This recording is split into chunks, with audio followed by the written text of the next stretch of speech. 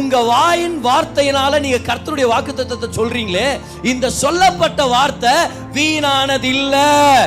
எல்லாரும் என்ன பாருங்க, கர்த்தர் உங்களை பார்த்து சொல்றாரு, கர்த்தருடைய வார்த்தையை எடுத்து நீ அறிக்கை செஞ்சுட்டு இருக்கிறியே, அவர் சொல்றாரு, என் மகளே, என் மகனே, இது வேஸ்டா போகாது, இது வியர்த்தமான காரியம் இல்ல, இதுல நன்மைகள் இருக்குது. முதலாவது ஜீவன், இரண்டாவது சுதந்திரம், மூணாவது உனக்கு தீர்காயுசு. இது சகலமோ நீ வாயை திறந்து வார்த்தையை பேசுறதுனால.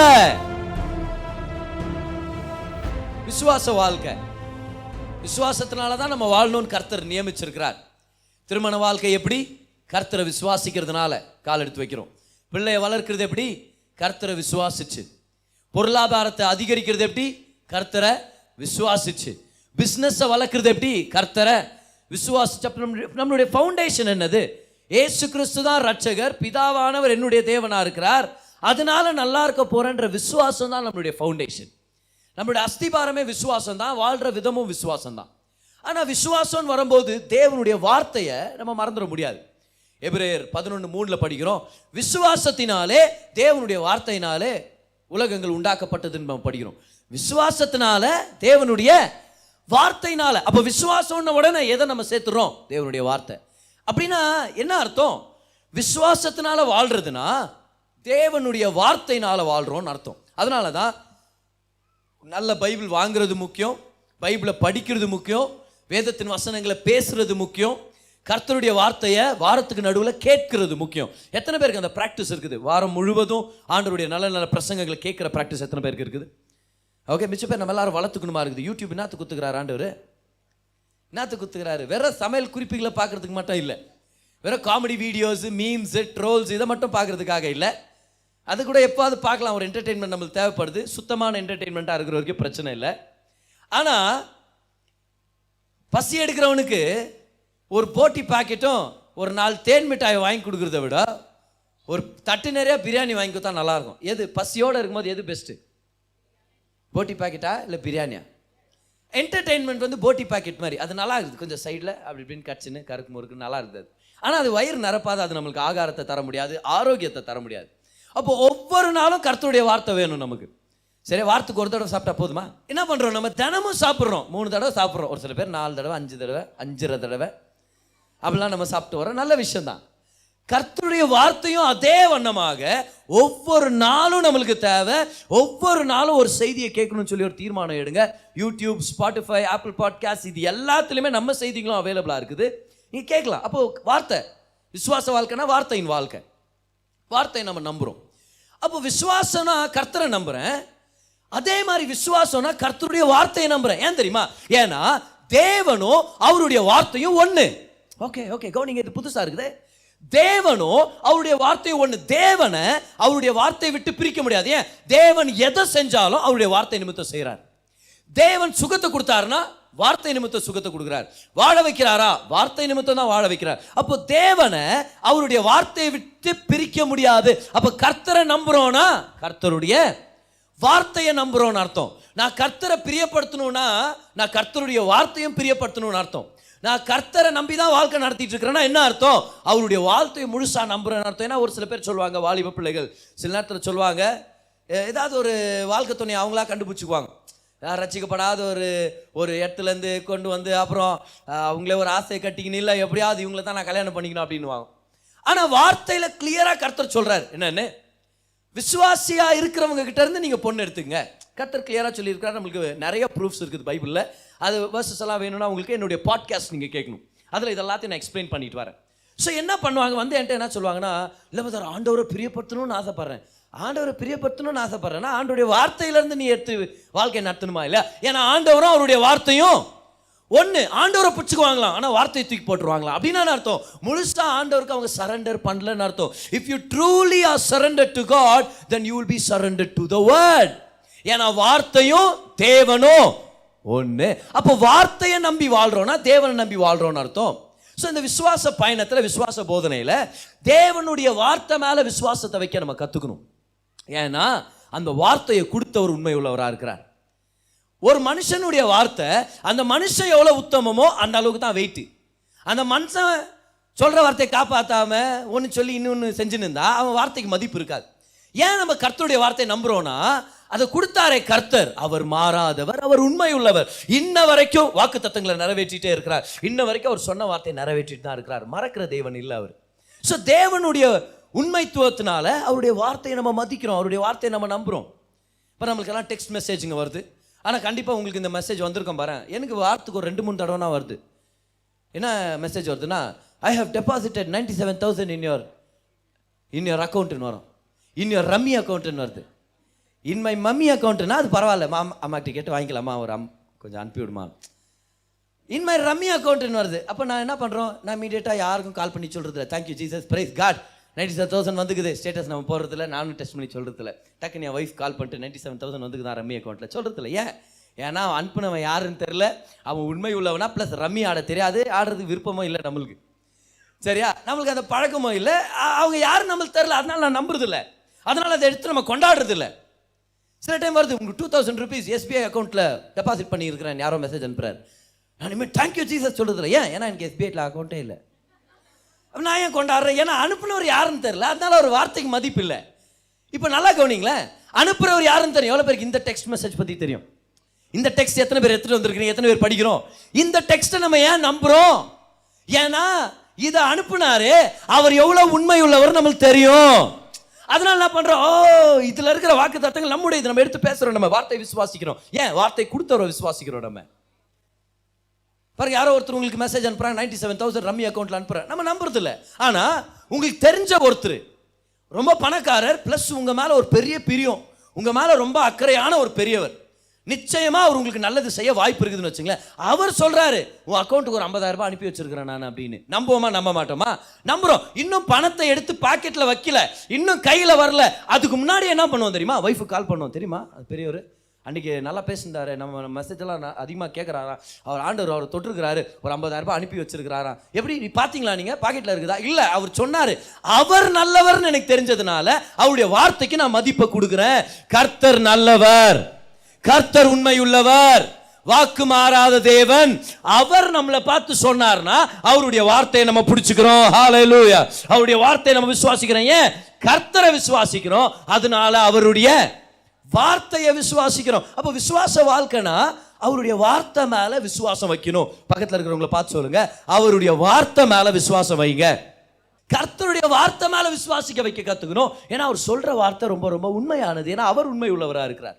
ஸோ அவர் சொல்றாரு, வார்த்தை எடுத்து பேசுன்றார், நம்ம பேசுறோம். ஆனா சில நேரத்தில் இந்த சந்தேகம் வருது, வார்த்தை எடுத்து பேசும்போது இதெல்லாம் நடக்குமா, இதெல்லாம் எனக்கு நடக்குமா? பிரதர் கூட பிரசங்கம் பண்ணிட்டாரு, ஒரு சீரீஸ் எடுத்துன்னு இருக்கிறாரு, கர்த்தருடைய வார்த்தை எடுத்து பேசுங்க, சுகத்துக்கான வார்த்தை எடுத்து பேசுங்க, செழிப்புக்கான வார்த்தை எடுத்து பேசுங்கன்னு சொல்றாரு. இதெல்லாம் நடக்குமா? நடக்காம போயிடுச்சுன்னா இந்த சந்தேகம் வரும் பாரு. அதனால தான் இந்த வசனத்தை நம்ம எடுக்கிறோம். வாங்க, உபாகமம் 32 அதுடைய 47 வசனம். 47 வசனம், உபாகமம் 32:47 படிக்கிறேன், கவனிங்க. இது உங்களுக்கு வியர்த்தமான காரியம் அல்லவே. ஏதோ ஒரு குறிப்பிட்ட விஷயத்தை பற்றி பேசுகிறா, அதை பற்றி சொல்கிறாரு. இது உங்களுக்கு வீணானது இல்லை, இது வேஸ்ட்டு நினச்சிடாதீங்க, இந்த விஷயம் யூஸ்லெஸ்ன்னு நினச்சிடாதீங்கன்றார். எந்த விஷயம்? அதே விஷயத்தை பற்றி கண்டினியூவாக பேசுகிறார். இது உங்கள் ஜீவனாக இருக்கிறது. ஓகே, இதில் நம்மளுக்கு ஜீவன் கிடைக்குதான். அப்புறம் பாருங்களேன், நீங்கள் சுதந்திரித்துக் கொள்ள போகிற யோர்தானை கடந்து போய் சேரும் தேசத்தில். அப்போ நமக்காக கர்த்தர் சுதந்திரமாக தேசங்களை வச்சிருக்கிறார், நமக்காக கர்த்தர் சொத்துக்களை ஆஸ்திகளை வச்சிருக்கிறார். இது மூலமா ஏதோ ஒரு விஷயத்தை பத்தி பேசுறாரு, அது மூலமா அதெல்லாம் கொடுக்குறாராம். அவர் சொல்றாரு, இது வேஸ்ட் ஆனது இல்லை, இது ஜீவனை கொடுக்குது, அதே மாதிரி உங்களுக்கு சுதந்திரத்தையும் கொண்டு வந்து கொடுக்குது அப்படின்றார். கடைசியா பாருங்க, இதனால் உங்கள் நாட்களை நீடிக்க பண்ணுவீர்கள். தீர்காயுச கர்த்தர் இதுல வச்சிருக்கிறார். எதை பத்தி பேசிட்டு இருக்கிறாரு? 46 வசனத்துக்கு வாங்க. 46 வசனம், அவர்களை நோக்கி இந்த நியாயப்பிரமாண வார்த்தைகளின் படியெல்லாம் உங்கள் பிள்ளைகள் செய்யும்படி கவனமாயிருக்க நீங்கள் அவர்களுக்கு கற்பிக்கும்படி நான் இன்று உங்களுக்கு சாட்சியாய் ஒப்புவிக்கிற வார்த்தைகளை எல்லாம் உங்கள் மனதிலே வையுங்கள். ஓகே, எதை பத்தி பேசிட்டு இருக்கிறாரு? வார்த்தை. அவருடைய வார்த்தையை பெற்றுக்கொண்டோம்னா ஜீவனை பெற்றுக்கொள்றோம், நம்முடைய சுதந்திரத்தை பெற்றுக்கொள்றோம், தீர்காயுசை பெற்றுக்கொள்றோம். ஆனா திரும்பி 47 வசனத்தை படிக்கிறேன் பாருங்களேன். இது உங்களுக்கு வியர்த்தமான காரியம் அல்லவே. இந்த காரியம்ன்ற வார்த்தை ஹீப்ரூல தவார். அந்த இடத்துல காரியம்னு அவங்க டிரான்ஸ்லேட் பண்ணியிருக்க தேவையில்லை. இங்கிலீஷ்ல கூட பாருங்க, this is not a futile திங்னு வரும், வெயின் திங்னு வரும். திங்னு அவங்க ஏன் போட்டாங்கன்னு நம்மளுக்கு தெரியல. ஆனா ஒரிஜினல்ல போனா அது திங் இல்ல, அது காரியம் இல்ல. அது என்ன தெரியுமா வார்த்தை? தவார். தவார்னா சொல்லப்பட்ட வார்த்தை. கம் ஆன், பைபிள்ல கூட நீங்க நோட் பண்ணிக்கலாம் அது. What is the meaning of தவார்? DAPAR, spoken word. சொல்லுங்க எல்லாரும், ஸ்போக்கன் வேர்ட். சோ இப்போ இந்த வசனத்தை எப்படி படிக்கணும்? நம்ம ஸ்போக்கன் வேர்ட் இன்க்ளூட் பண்ணி படிக்கலாமா? அவர் சொல்றாரு, இது உங்களுக்கு வியர்த்தமான ஸ்போக்கன் வேர்ட் அல்லவே, இது உங்களுக்கு வேஸ்டா போற சொல்லப்பட்ட வார்த்தை இல்ல. உங்க வாயின் வார்த்தையினால நீங்க கர்த்தருடைய வாக்குத்தத்தத்தை சொல்றீங்களே, இந்த சொல்லப்பட்ட வார்த்தை வீணானது இல்ல. எல்லாரும் என்ன பாருங்க, கர்த்தர் உங்களை பார்த்து சொல்றாரு, கர்த்தருடைய வார்த்தையை எடுத்து நீ அறிக்கை செஞ்சுட்டு இருக்கிறியே, அவர் சொல்றாரு, என் மகளே, என் மகனே, இது வேஸ்டா போகாது, இது வியர்த்தமான காரியம் இல்ல, இதுல நன்மைகள் இருக்குது. முதலாவது ஜீவன், இரண்டாவது சுதந்திரம், மூணாவது உனக்கு தீர்காயுசு. இது சகலமோ நீ வாயை திறந்து வார்த்தையை பேசுறதுனால. Come on, எவ்வளவு பேர் சந்தோஷப்படுறீங்க? நீங்க 100 தடவை போன வாரம் சொன்னீங்க தெரியுமா, இயேசுவின் தழும்புகளால் சுகமாயிட்டேன்னு சொல்லி. சில டைம் மனசு சொல்லும், என்ன சொல்லினே இருக்கிற, அதனால என்ன ஆயிடும்? நீ 1000 தடவை சொன்ன என்ன ஆயிரும்? பிரதர், இது எடுத்து 1.5 மாசம் ஆகுது, 1.5 மாசமா நீ அறிக்கை பண்ணிருக்கிற, இதனால என்ன யூஸ்? கர்த்தர் சொல்றாரு, சோர்ந்துராத, இது வேஸ்டான காரியம் இல்ல. கர்த்தருடைய வார்த்தையை பேசுறது வேஸ்டான காரியம் இல்ல. கர்த்தர் அதுல இருந்து நமக்கு நன்மைகளை செய்வார். Come on, எல்லாரும் சொல்லுங்க பார்க்கலாம், சொல்லப்பட்ட வார்த்தை வியர்த்தமான காரியம் அல்லவே. அப்ப கர்த்தருடைய வார்த்தை சொல்லினே இருக்கிறது நம்மளுக்கு வேஸ்ட் இல்ல, அதுல பலன் வச்சிருக்கிறார் நமக்காக. இந்த சொல்லப்பட்ட வார்த்தைன்னு சொல்றோம் இல்லையா, இதுதான் வார்த்தை ஆயுதமா மாத்துது. நல்லா கவனிங்க, எபிரேய மொழியில இந்த வார்த்தை வந்து தபார், தபார், சரியா? ஆனா இதுக்கு ஈக்குவலான கிரீக் வார்த்தை வந்து ரேமா. ஓல்ட் டெஸ்டமெண்ட் வந்து ஹீப்ரூல எழுதப்பட்டது, ஆனா நியூ டெஸ்டமெண்ட் ஒரிஜினலா கிரீக் பாஷையில் எழுதப்பட்டது, கிரேக்க மொழியில. ஸோ கிரீக் பாஷையில் 2 முக்கியமான வார்த்தைகள் இருக்குது. வார்த்தைக்கு, தேவனுடைய வார்த்தையை வர்ணிக்கிறதுக்கு 2 வார்த்தை. என்ன என்ன 2 வார்த்தைகள்னா, ஒன்று வந்து லோகோஸ், இன்னொன்று ரேமா. எல்லாரும் சொல்லுங்க பார்க்கலாம், லோகோஸ், இன்னொன்று என்னது? ரேமா.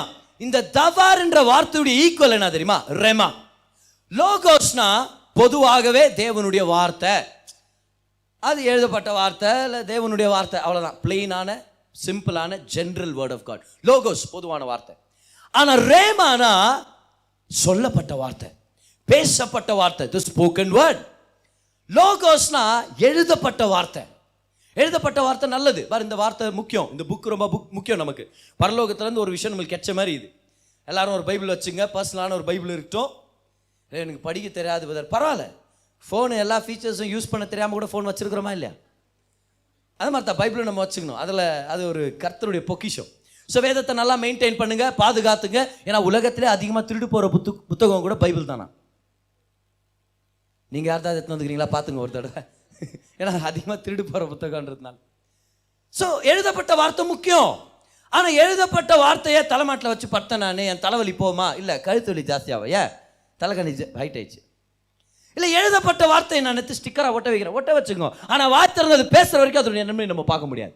ஸோ எழுதப்பட்ட வார்த்தை லோகோஸ், ஆனால் சொல்லப்பட்ட வார்த்தை ரேமா. இந்த வார்த்தை தான் எபேசியர் 6:18 படிக்கிறோம். கர்த்தருடைய வார்த்தையாகிய தேவனுடைய வார்த்தையாகிய ஆவியின் பட்டயம். எல்லாரும் சொல்லுங்க, ஆவியின் பட்டயம். தேவனுடைய வார்த்தை ஆவியின் பட்டயம் படிக்கிறோம் இல்லையா? அந்த தேவனுடைய வார்த்தை அந்த இடத்துல ரேமா. ரேமானா என்னது? சொல்லப்பட்ட வார்த்தை. Very good. சோ தேவனுடைய சொல்லப்பட்ட வார்த்தை ஆயுதமா மாறுதான். கம் ஆன், என்ன ஒரு அருமையான விஷயம். அப்ப வார்த்தையை படிக்கிறது நல்லது, வார்த்தையை தியானம் பண்றது ரொம்ப நல்லது. ஆனா வார்த்தையை எடுத்து பேசுற வரைக்கும் அது ஆயுதமா மாறுறது இல்லை. அப்ப அந்த வார்த்தையை நம்ம பேசுறோம். பார், இயேசு கிறிஸ்து கிட்ட பிசாசானவன் வந்து சோதிக்கும் போது, இந்த கல்லை நீ பிரெட்டா மாத்தி சாப்பிட்டு, அப்புறம் இந்த உச்சியிலேருந்து நீ குதி, தேவதூதர் உன்னை தாங்குவாராக்கும், நீ என்னை தாழ விழுந்து என்ன நீ வணங்கினு வச்சுக்கோ, உனக்கு எல்லாத்தையும் குத்துறேன் நான், இப்படி எல்லாம் சொல்லும் போது ஜீசஸ் எதை வச்சு கவுண்டர் பண்ணாரு? ஏதாவது பஞ்சு டைலாக் வச்சு கவுண்டர் பண்ணாரா? எதை வச்சு? வார்த்தையை வச்சு. ஆண்டவர் எண்ணங்களால கவுண்டர் பண்ணவே இல்லை. ஆண்டவர் எண்ணங்களால கவுண்டர் பண்ணவே இல்லை. சில பேர் எண்ணங்களால கவுண்டர் பண்ண நினைப்பாங்க பிசாஸ் கிட்ட. ஆனா ஆண்டவர் வார்த்தை யூஸ் பண்றாரு. எழுதி இருக்கிறபடின்றா சொல்லுங்க, இட் இஸ் ரிட்டன். எழுதி இருக்கிறபடினா அவர் எந்த வார்த்தையை வச்சு பேசுறாரு? எழுதப்பட்ட வார்த்தையை எழுதி இருக்கிறபடி என்ன சொல்லு, அதை போய் நீ படி அப்படியா சொன்னாரு? இவர் ஏற்கனவே படிச்சிருந்தாரு, ஆனா இந்த வார்த்தையை எடுத்து பேசினாரு. எழுதி இருக்கிற வார்த்தை லோகோஸ், ஆனா எடுத்து பேசும்போது ரேமா. இந்த ரேமா தான் ஆவியின் பட்டயம். எப்பெல்லாம் வார்த்தை எடுத்து பேசுறோமோ அப்ப வார்த்தை ஆயுதமா மாறுது. எந்தெந்த டைம் கர்த்தருடைய வார்த்தை எடுத்து பேச கத்துக்கிறோமோ அப்பெல்லாம் ஒரு ஆயுதத்தை ஆவியானவர் கையில கொடுக்குறோம்னு அர்த்தம். வியாதிக்கு எகென்ஸ்டா நீங்க செய்யற அறிக்கை ஒரு ஆயுதமா போகுது. பலவீனத்துக்கு எகென்ஸ்டா நீங்க செய்யற அறிக்கை ஒரு ஆயுதமா வேலை செய்யும். ஒவ்வொரு வசனமும் ஆயுதமா மாறணும்னா அந்த வசனத்தை வாயின் அறிக்கையாக நம்ம மாத்துறோம். எஸ், அவருடைய வார்த்தை அறிக்கை செய்யும் போது அந்த வார்த்தை ஆயுதமா மாறுது. தேவனுடைய வார்த்தை, தேவனுடைய வசனம் ஆவியின் பட்டயம். ஒரு சகோதரி சர்ச் முடிச்சுட்டு நைட்டு பஸ்ல கிளம்பி போறாங்க. ஒரு 9 மணி தாண்டிச்சு. அந்த லேடி கொஞ்சம் வயசானவங்க, ஆனா இவங்க சர்வீஸ் முடிச்சுட்டு வர்றாங்க, பஸ்ல கிளம்பி போயிட்டு இருக்கிறாங்க. அன்னைக்கு சர்ச்சில் ஒரு மெசேஜ், சாம் 91, சங்கீதம் 91, அவருடைய சிறகுகள் கீழே நீ அடைக்கலம் புகுவாய்.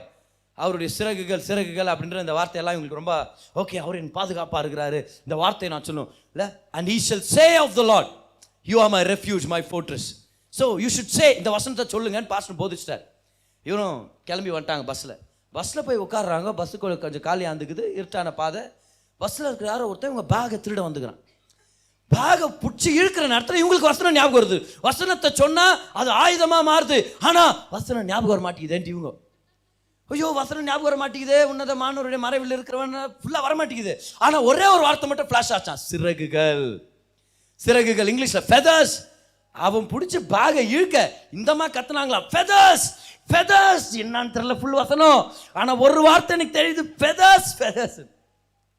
இவங்க ஃபெதர்ஸ் கத்துன உடனே பேகை பிடிச்சவன் அப்படியே முகத்தில் ஒரு காபரா தெரிஞ்சான் பார். என்ன மாதிரி வார்த்தை தெரியுமா அது காபரான்றது? ஒரு டெரர். அவன் அப்படியே டக்குன்னு டெரர் ஆயிட்டானா. டெரர் ஆகிட்டு பேகை விட்டுட்டு பஸ்ஸை நிப்பாட்டி இறங்கி ஓடுறான். ஐயோ என்ன ஆச்சு? நான் சொல்கிறேன் பாரு, என்ன ஆயிருக்கும். வார்த்தையை பேசினா வார்த்தை ஆயுதமாக மாறுது. ஆனால் விஷயம் தெரியுமா, நம்ம ஒவ்வொருத்தருக்கும் தேவதூதர் இருக்கிறாருன்னு சொல்லி எவ்வளோ பேர் தெரியும்? நான் நினைக்கிறேன் இவங்க வாயை திறந்து சிறகுகள் சொன்னும்போது தேவதூதர் அவன் கண்ணுக்கு தெரிஞ்சிருப்பாருன்னு நினைக்கிறேன். கரெக்டா இல்லையா? அந்த தேவதூதர் பாடி பில்டரா இருந்தா எப்படி இருக்கும்? பாடி பில்டரா இருந்து என்னடா ஏய் இப்படி ஓடி இருப்பானா இல்லையா? திணறியாச்சு. பக்கத்தில் பார்த்து சொல்லுங்க, வார்த்தையை பேசுங்க, அது ஆயுதமாக மாறும். ஸோ வார்த்தையை பேசுறது அது ஒரு வேஸ்டான விஷயம் இல்லை, அது வெயினான விஷயம் இல்லை, யூஸ்லெஸ்ஸான விஷயம் இல்லை, அது முக்கியமான விஷயம். அது நம்மளுக்கு பலனை கொண்டு வருது. இன்னைக்கான செய்திக்குள்ள இப்பதான் நம்ம போக போறோம். எல்லாரும் வாங்க, ஜான் சாப்டர் 1. வார்த்தையுடைய வல்லமை என்ன, ஏன் வார்த்தையை நம்ம நம்பணும் அப்படின்னு நம்ம பார்க்க போறோம். வார்த்தை அறிக்கை செய்யறதுனால நம்ம வாழ்க்கையில் என்ன பலன் படிக்கணும் பாருங்க. ஆதியிலே வார்த்தை இருந்தது, அந்த வார்த்தை தேவனிடத்தில் இருந்தது, அந்த வார்த்தை தேவனாய் இருந்தது. அடுத்த வசனம் பாருங்க, அவர் அந்த வார்த்தை என்று அவர் என்றாரு. அப்ப இந்த வார்த்தை ஒரு நபர். எவ்வளவு பேர் புரிஞ்சிச்சு? பைபிள் படிக்கும்போது அப்படி படிக்கணும் நம்ம. ஆதியில் வார்த்தை இருந்தது, வார்த்தை தேவனிடத்தில் இருந்தது, வார்த்தை தேவனாகவே இருந்தது, அவர். அப்ப அந்த வார்த்தை ஒரு நபர். யார் அது? இயேசு கிறிஸ்துவானவர். அவர் ஆதியிலே தேவனோடு இருந்தார், சகலமும் அவர் மூலமாய் உண்டாயிற்று, உண்டானதொன்றும் அவராலே அல்லாமல் உண்டாகவில்லை. இப்ப 14ஆம் வசனத்துக்கு வாங்க. அப்படியே அந்த வார்த்தை மாம்சமாகி கிருபையினாலும் சத்தியம் நிறைந்தவராக நமக்குள்ளே வாசம் பண்ணினார். எல்லாரும் சொல்லுங்க, அந்த வார்த்தை மாம்சமாகி நமக்குள்ளே வாசம் பண்ணினார். வார்த்தையுடைய முக்கியமான அம்சமே என்ன தெரியுமா? அந்த வார்த்தை மாம்சமாக கூடும்.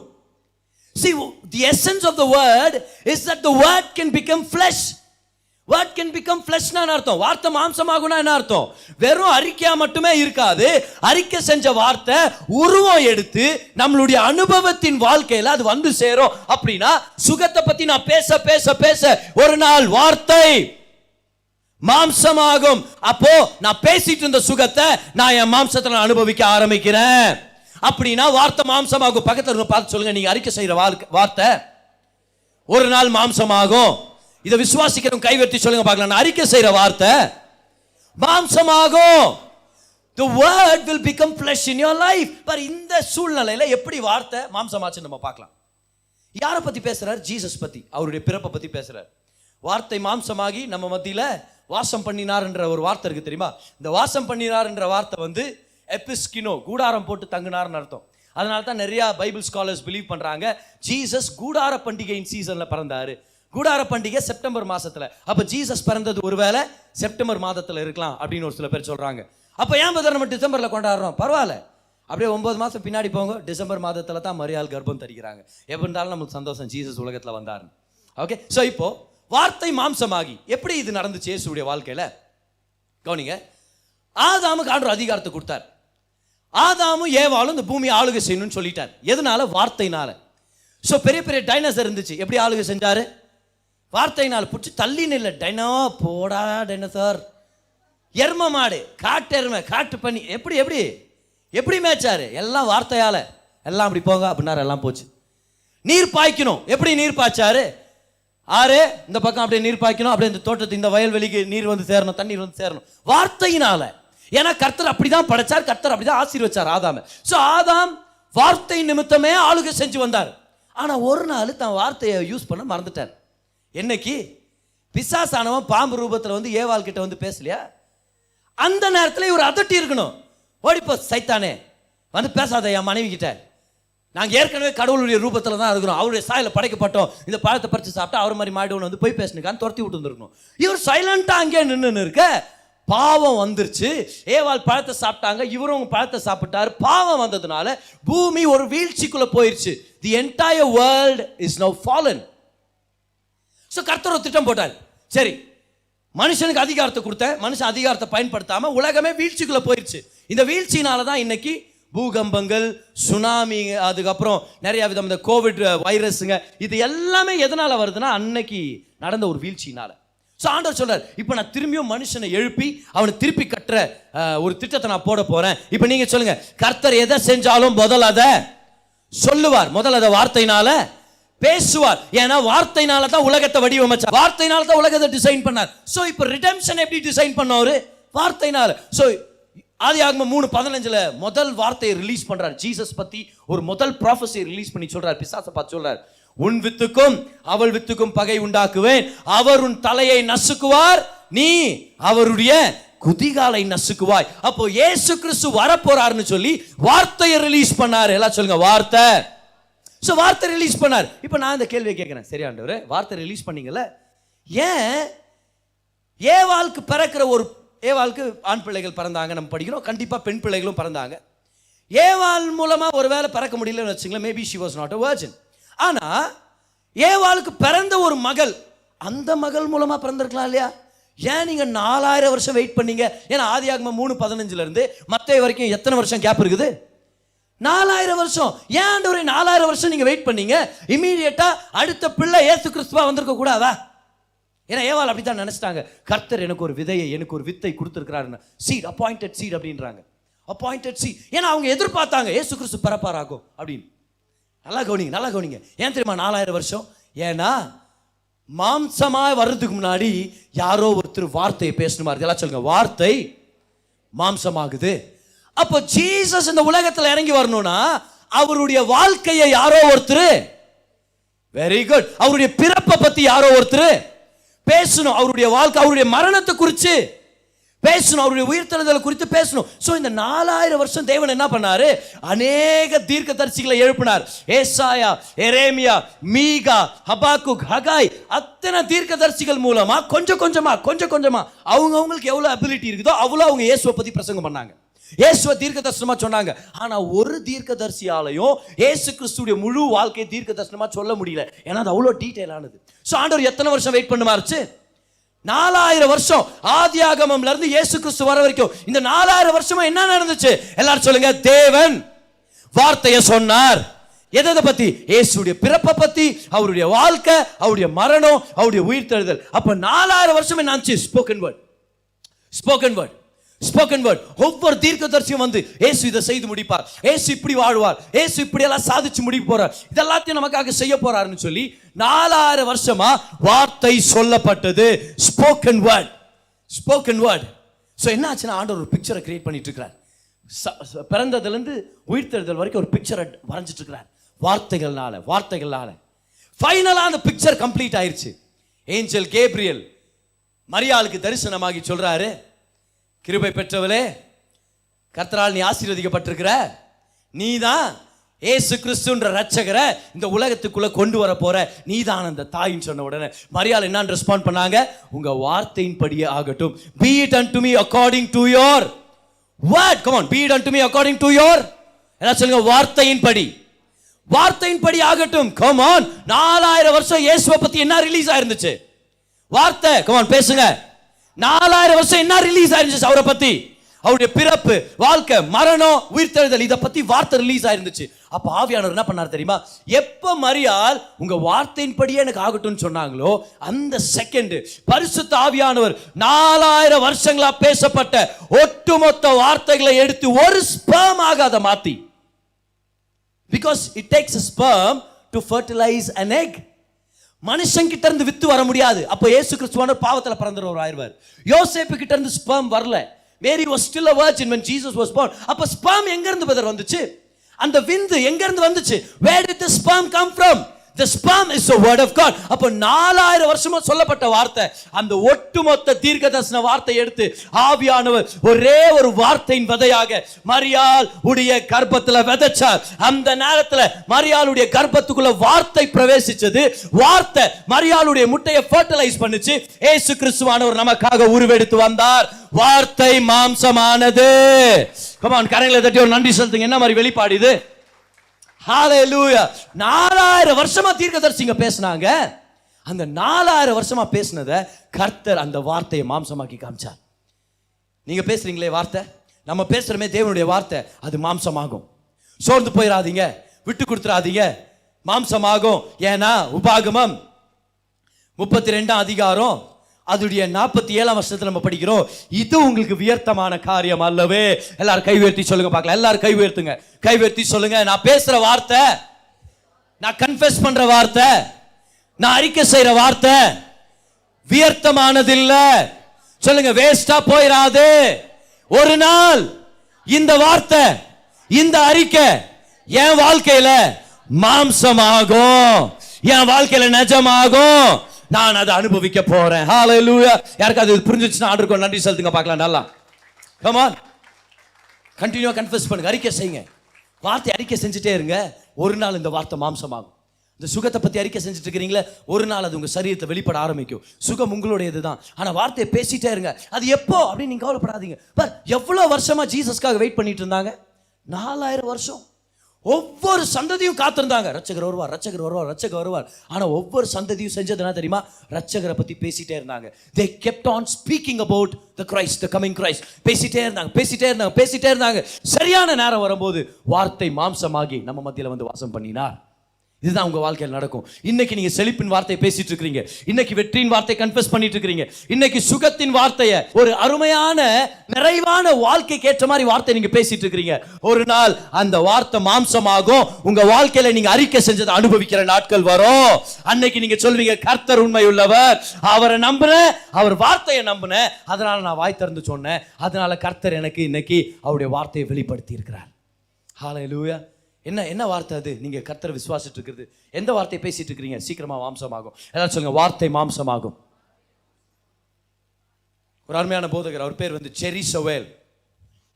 ஜெரி சோவேல் அருமையான பிரசங்கியார். ஆனா அவருடைய ஊழியத்தின் ஆரம்ப காலத்துல அவர் இன்னொரு நல்ல ஒரு பிரசங்கியாருக்கு அசிஸ்டண்டா இருந்தார். அவர் பேர் வந்து கெனித் கோப்லாண்ட். ஸோ ஜெரி சோவேல் ஒரு நாள் ஒரு மீட்டிங்ல முன்னாடி ஃப்ரண்ட் ரோல இருந்து வர்ஷிப் பண்ணிட்டு இருக்கிறாரு. ஐயா பிரசங்கம் பண்ணிட்டு இருக்கிறாரு. இவருடைய குழந்தை வந்து பக்கத்தில் நர்சரியில், அதான் சில்ட்ரன் சர்ச் மாதிரி ஒரு ஏரியாவில் குழந்தைங்களெல்லாம் பார்க்குறதுக்கு ஒருத்தரை நியமிச்சிருப்பாங்க. குழந்தைங்களை பார்க்குறதுக்கு விட்டுட்டு இவர் ஆராதனையில் இருக்கிறார். சடார்னு குழந்தை அலற சத்தம் என்னவா இருக்கும்னு சொல்லி கதவை திறந்து போகிறதுக்குள்ள இந்த குழந்தைங்களை பார்க்குறதுக்காக நியமிச்சிருந்தாங்களே ஒரு லேடி, அவங்க இவருடைய குழந்தையை தூக்கி, இவருடைய குழந்தைக்கு 13 மாதங்கள் தான் ஆகுது, 13 month பேபி. 13 மாதங்களான அந்த குழந்தையை தூக்கிட்டு ஓடி வராங்க. அவங்க ட்ரெஸ் எல்லாம் ரத்தம். என்ன ஆயிடுச்சுன்னு கேட்டால் அவங்க சொல்கிறாங்க, நான் இப்படி சொல்லுவேன்னு சொல்லி குழந்தையுடைய 2 விரல் துண்டுங்களை எடுத்து கொடுக்குறாங்க.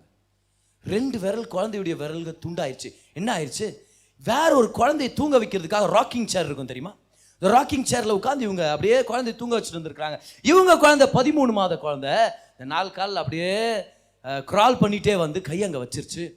கை நசுக்கப்பட்டுருச்சு. 2 விரல் துண்டை எடுத்து காமிக்கிறாங்களாம். ரத்தம், குழந்தை அழுதுட்டு இருக்குது. இவருக்கு அதை பார்க்குறாரு. அவங்க மேலே ரத்தம், குழந்தை மேலே ரத்தம், எப்படி இருக்கும்? என்னென்ன எண்ணங்கள் வரும்? ஆனால் இவர் விசுவாசத்தை கற்றுக்கிட்டவர். கர்த்தருடைய வார்த்தையை கற்றுக்கிட்டவர் அந்த 2 துண்டுங்களை எடுத்து அவருடைய ஒரு துணியில் ஒன்று அப்படியே அதை பேக் பண்ணிட்டு வேகமாக ஹாஸ்பிட்டலுக்கு எடுத்துகிட்டு போகிறாங்க. ஹாஸ்பிட்டலுக்கு எடுத்துகிட்டு போனவொன்னே டாக்டர் அந்த 2 துண்டுங்களை பார்த்து சொன்னாராம், சான்ஸ் இல்லை, இதை ஒட்ட வைக்க முடியாது, ஏன்னா ரொம்ப நேரம் ஆயிடுச்சு, அதனால் எங்களுக்கு பாசிபிலிட்டி இல்லை, திரும்பியும் நாங்கள் சர்ஜரி பண்ண முடியாதுன்னு சொல்லி அவர் முன்னாடியே அந்த 2 துண்டுங்களை எடுத்து குப்பையில் போட்டார்.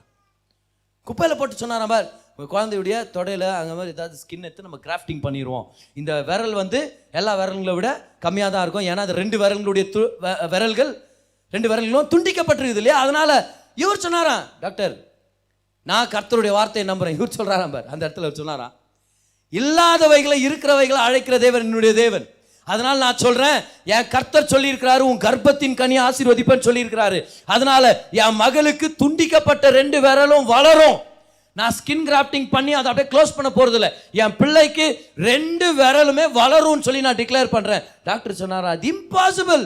இம்பாசிபிள் சொன்னா கர்த்தர் கடவுளால செய்ய முடியும், இம்பாசிபிள்ன்றாரா டாக்டர். இவர் சொன்னாரா, உன் கடவுளுக்கு இம்பாசிபிள், என் கடவுளுக்கு இது பாசிபிள்.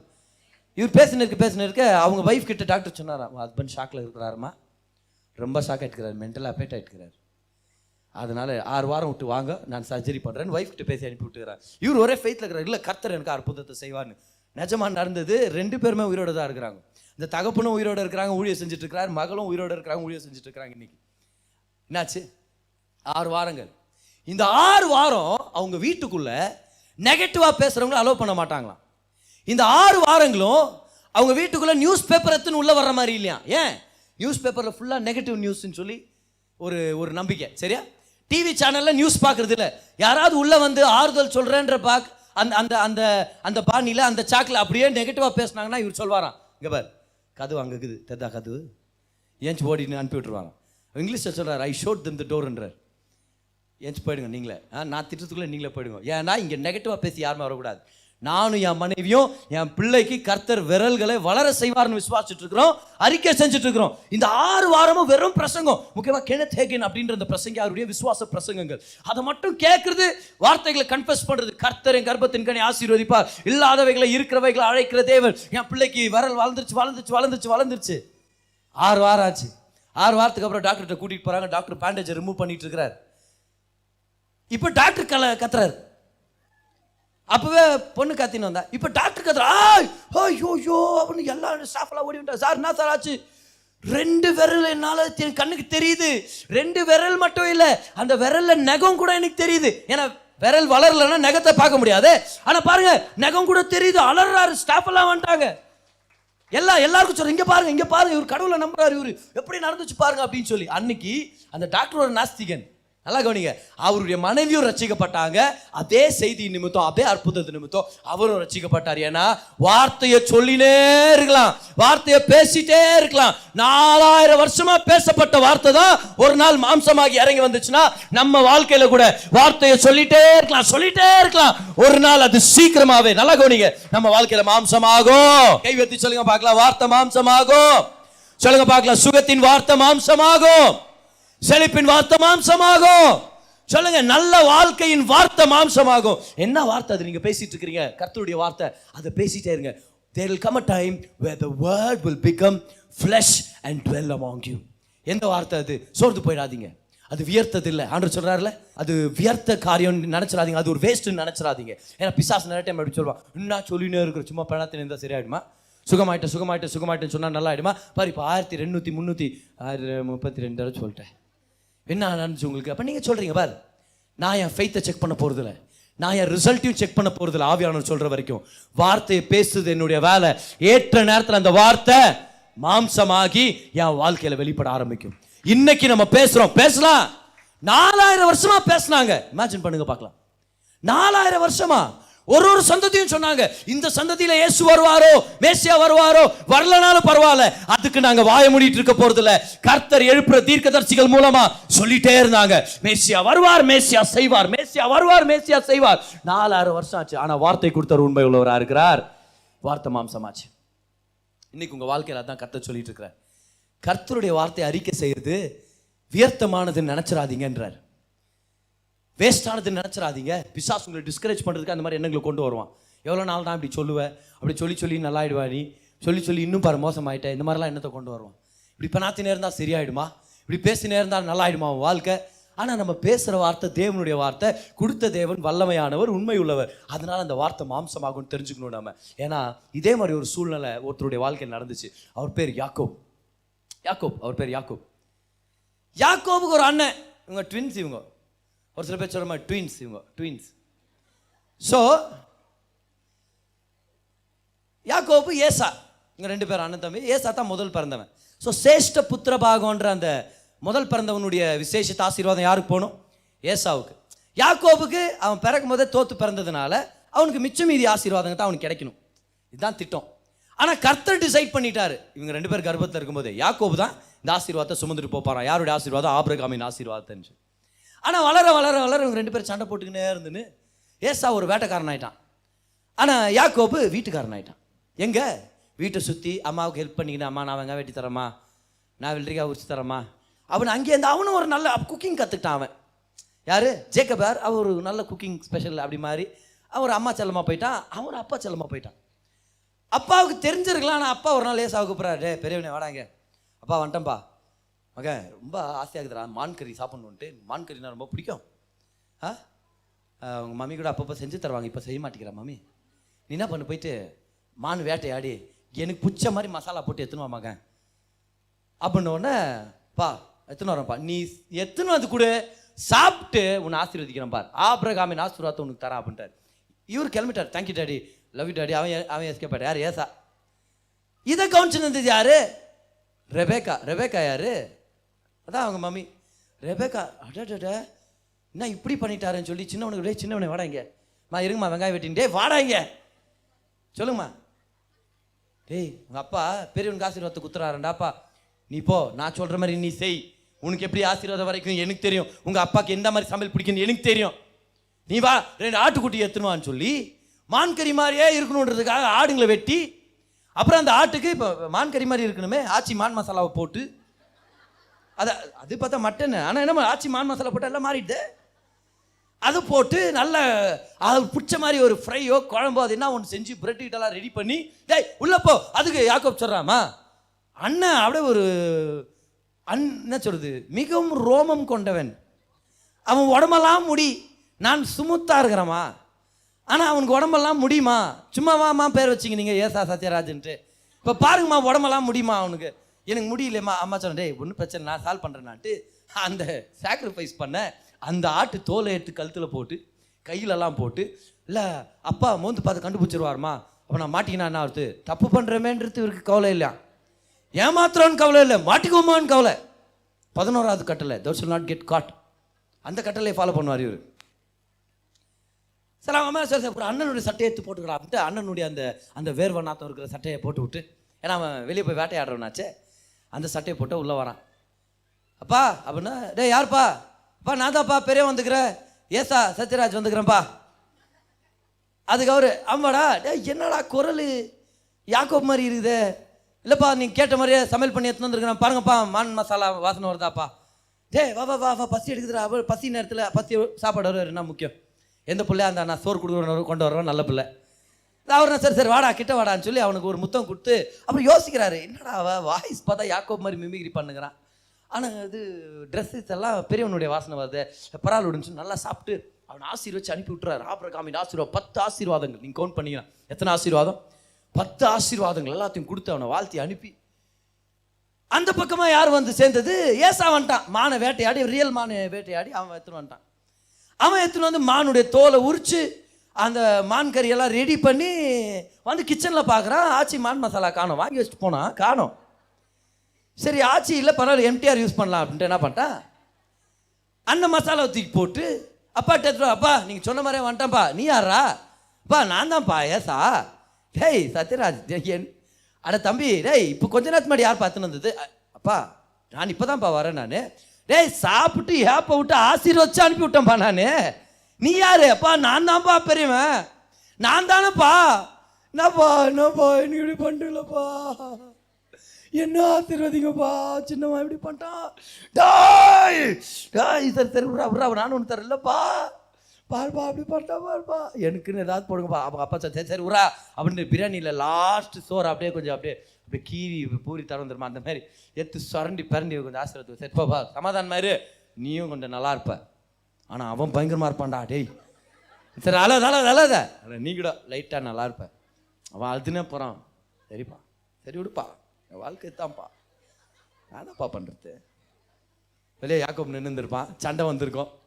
சண்டையில் ஒரு வார்த்தை சொல்லிட்டான், டேய் அப்பா போயிடுறாரா, அப்பா போந்தோ தம்பி அத்தை சங்கு உனக்கு தான் வெட்டிறாண்டா உன்ன அப்படின்னா அவங்க அம்மா கேட்டுச்சு, ஐயோயோ இவங்க சண்டை போட்டு இவன் சின்ன பையன் போயிட போறான்னு சொல்லி கூப்பிட்டு அப்பா கிட்ட உட்கார வச்சு அவங்க அப்பா சொல்றாரு, டேய் என்னடா இப்படி ஏமாத்திட்டியா, எனக்கு தெரியண்டா நீ தாண்டானா வயிறு பசி எடுத்துச்சுறான்ற மாதிரி கூப்பிட்டு பேசி, சரி தம்பி நீ போயிடு, நான் அண்ணன் கொண்டுருவான் உன்னை, எங்கே தரமா போ உங்கள் மாமா வீட்டு, என்னம்மா அனுப்பி விட்டலாமா, என்ன உங்கள் அண்ணன் வீடு லாபான்னா என்ன, போயிடு உங்கள் மாமா வீட்டுக்கு போயிடுப்பா, நான் அப்போ மாட்டேன்ப்பா, நான் ஏன்ப்பா அவனுக்கு பயந்துன்னு போனேன், டேய் போடா அவங்க மாமாக்கு 2 பொண்ணுக்கு தான் அழகா போகிறோம்ப்பா, இப்போ போட்டாப்பா, டேய் போகலாம் இரு சொல்கிற வரைக்கும் வெயிட் பண்ணு போ, போயிட்டு அங்கே இரு, உங்கள் அண்ணன் கோவம் தண்ணீர் வரைக்கும் அங்கே இரு, நீ அப்படியே அவசரப்பட்டு இங்கே வந்துடாது, அவரை வெட்டிடுவான், அவன் ரியலாக வெட்டிட்டு வேண்டாம வேட்டையாட வேண்டாம, சரி போன்னு சொல்லி திரும்பியும் ஆசீர்வச்சு அனுப்பி விட்றாரு.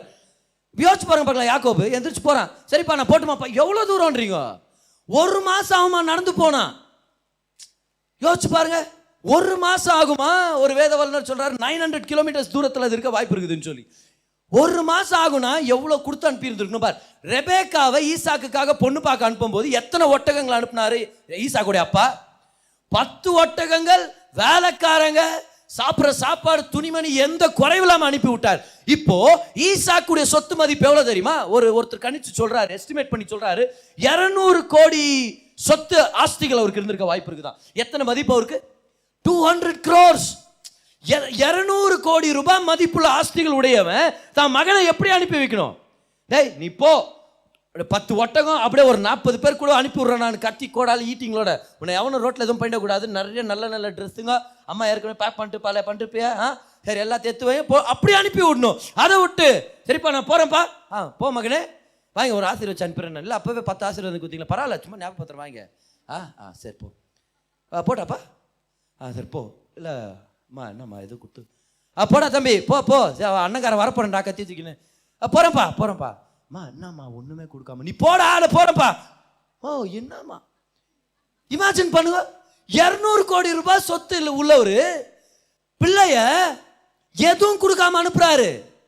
அவர் லேட்டரா சொல்றாரு, கையும் கோலுமான வந்து அந்த கோலுடைய முக்கியத்துவத்தை நான் சொல்றேன் பாருங்க. அந்த காலத்துல சேஷ்ட புத்திரபாகத்தை கொடுத்தாங்கன்னா அந்த 10 ஆசீர்வாதங்களையும் ஒருத்தருக்கு ஒரு கோல் இருக்குமா, அந்த கோல்ல செதுக்கிடுவாங்களா. சோ யாக்கோபு கையில ஒரு கோல் இருந்துச்சுல, கடைசி வரைக்கும் அந்த கோல் இருக்கும். நீங்க எபிரேயர் 11 பாருங்க, யாக்கோபு மரிக்கும் போது கூட அந்த கோலுடைய நுனியில சாஞ்சுக்கிட்டு கர்த்தரை ஆராதிச்சுட்டே உயிரை விட்டாருன்னு சொல்லி நம்ம படிக்கிறோம். அப்போ லாஸ்ட் வரைக்கும் அந்த கோலை வச்சிருந்தாரு. ஏன் ஸ்பெஷல், ஏன்னா அந்த கோல்ல 10 ஆசீர்வாதம் இருந்துச்சு. எல்லாரும் சொல்லுங்க ஆசீர்வாதத்தின் வாக்கு தத்தம், வார்த்தை. எல்லாரும் சொல்லுங்க வார்த்தை. ஒரு பக்கம் ஆஸ்தி, இன்னொரு பக்கம் ஆசீர்வாதம். சோ இப்ப யாக்கோபு கிளம்பிட்டாரு. அப்ப 200 கோடி சொத்தையும் அனுபவிச்சது யாரா இருக்கலாம், அனுபவிக்கிற வாய்ப்பு யாருக்கு ஏற்பட்டுருச்சு, இப்போ ஏசாவுக்கு. யாக்கோபு இருந்திருந்தா கூட 100 கோடி தான் இவர் அனுபவிச்சிருக்க முடியும்னு வச்சுங்க. இப்போ யாக்கோபு கிளம்பிட்டானவனு 200 கோடி ரூபாய். இப்போ யோசிச்சு பாருங்களேன், யாரை பார்க்கும்போது யார் ஓட்டாண்டியா தெரியுது இப்போதைக்கு நம்மளுக்கு, யாக்கோபு யார் ஏமாந்தவனா தெரியுது, யாக்கோபு யாரு ரொம்ப குடுத்து வச்சவனா தெரியுது நம்மளுக்கு, யாரு சொல்லுங்க நீங்க. நம்ம கண்களுக்கு இப்போ யார் தெரியுது ஆசீர்வதிக்கப்பட்ட மாதிரி, ஏசா. யார் எல்லாத்தையும் இழந்தவ மாதிரி தெரியுது, யாக்கோபு. ஏன் டிஃபரன்ஸ், ஒருத்தருக்கு ஆஸ்தி இருந்துச்சு, இன்னொருத்தர்கிட்ட ஆசீர்வாதம் இருந்துச்சு, ஆசீர்வாதத்தின் வார்த்தை இருந்துச்சு. ஆனா என்ன ஆச்சு, நல்லா கவனிங்க, ஆஸ்தி தீந்துரும். 1 கோடி ரூபாய் இருந்தா கூட அதை இழந்துட முடியும். 1 கோடி ரூபாய் இருந்தா கூட அது திருடு போயிட முடியும். 1 கோடி ரூபாய் இருந்தா கூட அது ஸ்பெண்ட் பண்ணிடலாம், அதை செலவழிச்சு தீர்த்திடலாம். ஆனா ஆசீர்வாதம் இருந்துச்சுன்னா அது செலவழிச்சு தீர்க்க முடியாது, அது யாராலையும் திருட முடியாது, அதை இழந்துட முடியாது. ஏன்னா கொடுத்தவர் உயிரோட இருக்கிற வரைக்கும் கொடுக்கப்பட்ட ஆசீர்வாதம் இழக்க முடியாது. கமான், ஆசீர்வாதம் இருக்குது நம்புறவங்க ஆண்டவருக்கு நன்றி சொல்லுங்க கரங்களை தட்டி. இவருக்கு 200 கோடி ஆஸ்தியா. என்னப்பா தம்பி போயிட்டானாப்பா, இருந்தாலும் சாவஸ்டிக்குமா பண்ணானே, ஆனா இல்லாதது கூட நல்ல தாயினா இப்போ 200 கோடி சொத்து. ஆனா யாக்கோபு அங்க போறான், ஒரு கோலை தூக்கிட்டு போறான் பாருங்க. ஒரு நைட், இன்னொரு நைட், 30 நாள். எவ்வளோ எண்ணங்கள் வந்திருக்கும் யாக்கோபுக்கு. எப்படி எங்க அப்பா எனக்கு ஒன்றும் கொடுக்காம அனுப்புனாரு, எப்படி எங்க அம்மா கூட எனக்கு எதுவுமே கொடுக்காம அனுப்பி விட்டாங்க, என்ன பண்றது? நான் எப்படி நான் பயணம் பண்ணுவேன்? எப்படி ஒரு நல்ல எடுத்து பையன் நான் வீட்டில் இருந்தவன் வரைவன், காட்டில் சுற்றி இருந்தவனா கூட பரவாயில்லையா சாமாரி, வீட்டில் இருந்து பழகினவன், இப்போ பெட் இல்லை, துணிமணிங்க இல்லை, நல்ல சாப்பாடு இல்லை, நல்லா குக் பண்ணுறவன் வேற இவன். ஆனால் இவனுக்கு சாப்பாடு ருசி தெரிஞ்சவன், சாப்பாடு வேற இல்லை, ரோடெல்லாம் நடந்துட்டு போகிறான். ஆனால் ஒவ்வொரு ஸ்டெப் எடுத்து வைக்கும் போதும் அந்த கோல் கையில் இருந்துச்சு. கோல் என்னது? நான் ஆசீர்வதிக்கப்பட்டவன். பார், 10 ஆசீர்வாதங்கள் இங்கே என்கிரேவ் ஆயிருக்குது, செதுக்கி எழுதியிருக்கிறாங்க பார். நான் ஆசீர்வதிக்கப்பட்டவன், நான் ஆசீர்வதிக்கப்பட்டவன். என்கிட்ட ஆஸ்தி இருக்குது. ஏசா யாக்கோப் சொல்றார், என்கிட்ட ஆசீர்வாதம் இருக்குது, ஆசீர்வாதம் இருக்குது. ஆஸ்தி தீந்துரும், ஒரு சந்ததிக்கு மட்டும்தான், தீந்து போயிடலாம், காணாம போயிடலாம், காலி ஆயிடலாம், திருடு போயிடலாம். ஆனா ஆசீர்வாதம் ஒரு சந்ததிக்கு மட்டும் இல்ல, பல சந்ததிக்கு அதுல இருந்து பலன் வந்துட்டே இருக்கும். சோ எல்லாரும் சொல்லுங்க பார்க்கலாம், ஆஸ்தியா? சொல்லுங்க, ஆஸ்தியா இல்ல ஆசீர்வாதமா? ஆஸ்தி காலியாடும், ஆனா ஆசீர்வாதம் என்ன பண்ணும்? ப்ரொடியூஸ் பண்ண ஆரம்பிக்கும் நம்மளுடைய வாழ்க்கையில. எல்லாம் சொல்லுங்க, வார்த்தை மாம்சமாகும். வார்த்தை பெற்றுக்கொண்டது யார்? ஏசாவா யாக்கோபா? கமான் சொல்லுங்க பார்க்கலாம், ஏசாவா யாக்கோபா? யார் வார்த்தை பெற்றுக்கொண்டது? சோ ஏசா கிட்ட ஆஸ்திகள் கொடுக்கப்பட்டுச்சு, ஆனா யாக்கோபு கிட்ட எல்லாவற்றையும் மாம்சமாய் கொண்டு வரும் வார்த்தை கொடுக்கப்பட்டாச்சு. 20 வருஷம் ஆயிடுச்சு, 20 வருஷம் ஆயிடுச்சு.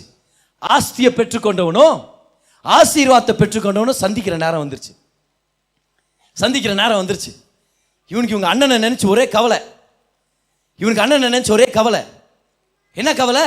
இவங்க அண்ணனை நினைச்சு, யோ ஏதாவது பண்ணிட போறான் எங்க அண்ணன் அப்படின்னு சொல்லி, எங்க அண்ணனை கொலை பண்ணிட போறான்னு சொல்லி 20 வருஷம் ஆயிடுச்சு. எல்லாரையும் அனுப்பி விடுறான். என்ன சொல்றாரு பாருங்க யாக்கோப், ஆதியாகமம் 32:10, Genesis 32 and verse number 10. ஆதியாகமம் 32:10. அடியேனுக்கு தேவரீர் காண்பித்த எல்லா தயவுக்கும் எல்லா சத்தியத்துக்கும் நான் எவ்வளவேனும் பாத்திரன் அல்ல.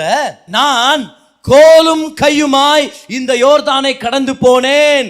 அப்ப முதல்ல வீட்டை விட்டு வரும்போது அவர்கிட்ட என்ன இருந்துச்சு? கோல். அந்த கோல்ல என்ன எழுதப்பட்டிருந்துச்சு? ஆசீர்வாதத்தின் வார்த்தைகள். வார்த்தை ஒரு நாள் மாம்சமாகும்.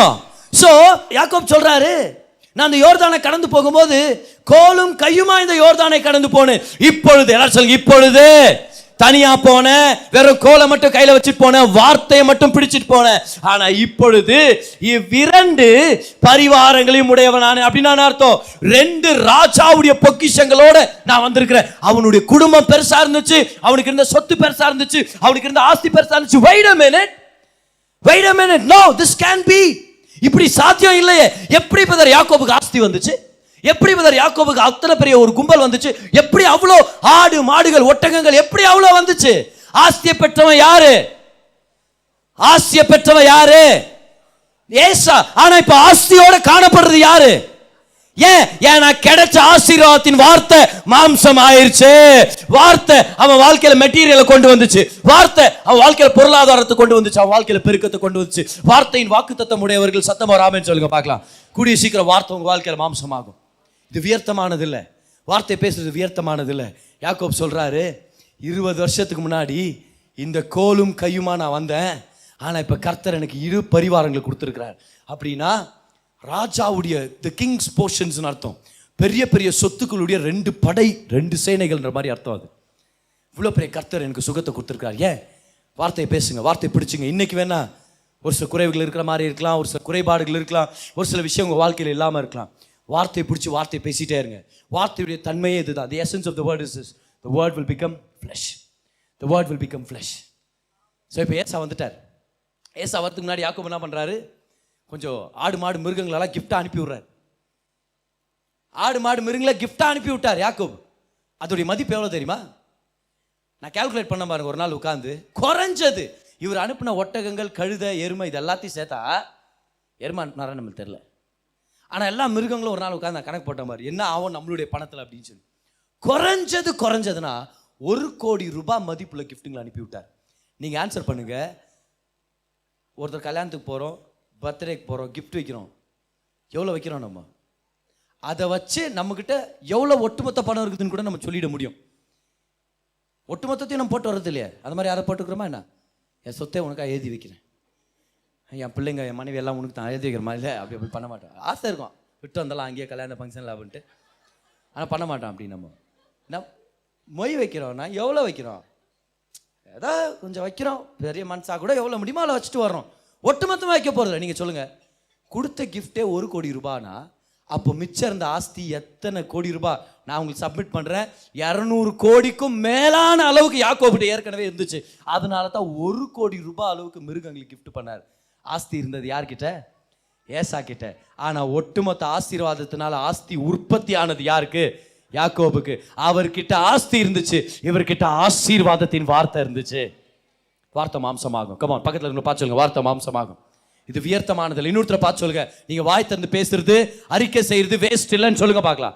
நீங்க அறிக்கை செய்யறது வேஸ்ட் இல்லை, அறிக்கை செய்யுங்க, அறிக்கை செய்யுங்க, சுகத்தை அறிக்கை செய்யுங்க, செழிப்பு அறிக்கை செய்யுங்க.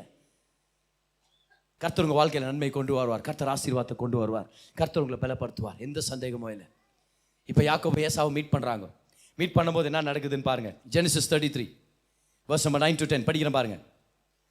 இப்போ ஏசாவும் யாக்கோபு வர்றாங்க. அப்போ ஏசா கேட்குறான், ஏன் தம்பி இவ்வளோ அனுப்பிவிட்ட, நாத்துக்குப்பா அவ்வளோ ஆடு மாடுங்களை அனுப்பிவிட்டேன்னு கேட்குறாரு. அப்போ அவர் சொல்கிறத கவனிங்களேன். அதற்கு ஏசா, என் சகோதரனே, எனக்கு போதுமானது உண்டு. அண்டர்லைன் பண்ணிக்க அந்த வார்த்தை. ஏசா என்ன சொன்னார்? எனக்கு போதுமானது உண்டு. இங்கிலீஷ் பைபிள் ஐ ஹேவ் பிளென்டின்னு இருக்கும். I have a lot, I have plenty. Okay, இப்போ பார்க்கும்போது நம்ம சந்தோஷமாக இருக்கும். எனக்கும் நிறையா இருந்தால் நல்லாயிருக்கும் சார், எனக்கும் நிறையா கச்சா நல்லாயிருக்கும். இல்லை, அடுத்தது யாக்கோப் சொல்கிறது கவனிங்க, அது இன்னும் பிரமாண்டமாக இருக்கும். ஏசா சொல்கிறாரு, ஆஸ்தி பெற்றவர் சொல்கிறாரு, எனக்கு போதுமானது உண்டு, உன்னுடையது உனக்கு இருக்கட்டும் என்றான். அதற்கு யாக்கோபு, அப்படி அல்ல, உம்முடைய கண்களில் எனக்கு தயவு கிடைத்ததே, ஆனால் என் வெகுமதியை என் கையிலிருந்து ஏற்றுக்கொள்ளும், நீர் என் மேல் பிரியமானீர். அடுத்தது பாருங்க, 11ஆம் வசனம். தேவன் எனக்கு அனுகிரகம் செய்திருக்கிறார். யாரு? பாரு, ஏசா தேவனை பத்தி பேசினானா? அவன் கண்கள் எது மேல? ஆஸ்தி மேல. ஆனா யாக்கோபுடைய கண்கள் யார் மேல? கமான், கர்த்தர் மேல கண்கள் வச்சிருக்கிறவங்க பேசுங்க. ஏசாவுடைய கண்கள் எனக்கு என்ன வேணும், 200 கோடி ஆஸ்தி நம்மளுக்கு தான், நான் அனுபவிக்க போறேன். அவன் கண்கள் ஆஸ்தி மேல. ஆனா யாக்கோபுடைய கண்கள் யார் மேல? தேவன் எனக்கு அனுகிரகம் செய்திருக்கிறார். எல்லாரும் சொல்லுங்க, தேவன் எனக்கு அனுகிரகம் செய்வார், எனக்கு அனுகிரகம் செய்வார். தேவன் எனக்கு அனுகிரகம் செய்திருக்கிறார், வேண்டியதெல்லாம் எனக்கு உண்டு. எல்லாரும் சொல்லுங்க, வேண்டியது எல்லாம். எல்லாரும் சொல்லுங்க, எல்லாம். ஏசா என்ன சொல்றாரு? போதுமானது என்கிட்ட இருக்குது. யாக்கோபு சொல்றாரு, வேண்டியது எல்லாம் இருக்குது.